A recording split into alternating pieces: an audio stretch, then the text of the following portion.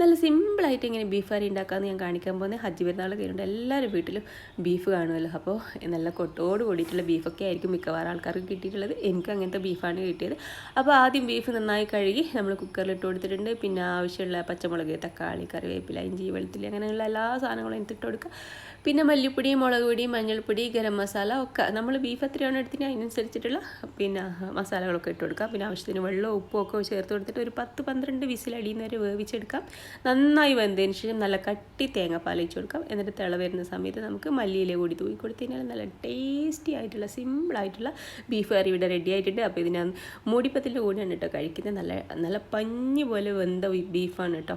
എനിക്ക് ഈ കൊട്ടോട് കൂടിയിട്ടുള്ള ബീഫ് ഭയങ്കര ഇഷ്ടമാണ്. പിന്നെ ഈ ഒരു ഹോൾസ് ഉള്ള ഒരു സംഭവം ഉണ്ടല്ലോ, കുഴൽ, ഈ കുഴലിൻ്റെ ഉള്ളിൽ നിന്ന് വരുന്നൊരു മജ്ജ ഉണ്ടല്ലോ, അതെൻ്റെ ഫേവറേറ്റ് ആണ് കേട്ടോ. അതും കൂട്ടി ഒരു പിടിയങ്ങ് പിടിക്കട്ടെ. ഇൻഷാ അല്ലാഹ് നെക്സ്റ്റ് വീഡിയോയിൽ കാണാം നമുക്ക്. അതുവരെ ബൈ, അസ്സലാമു അലൈക്കും.